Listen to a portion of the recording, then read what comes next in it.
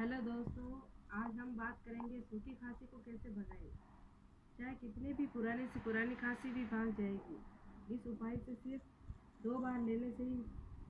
तो चलिए video start करते हैं। हम थोड़ी सी अदरक लेंगे, उसको अच्छे से कूट लेंगे।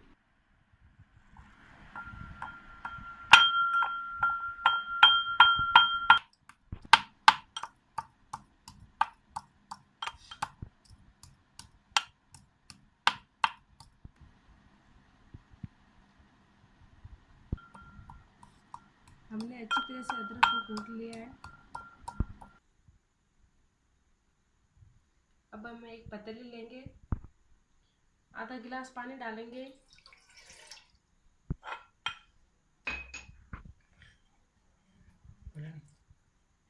उसमें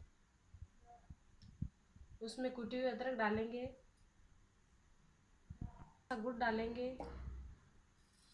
थोड़ा सा साबुत धनिया। अब हम सारी चीज़ें डाल के इसको उबालेंगे 10 मिनट तक।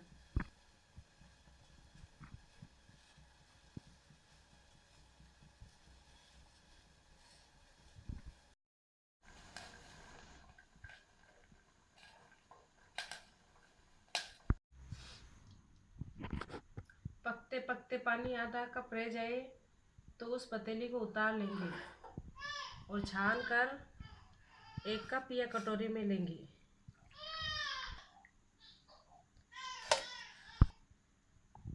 उसको पी लेंगे।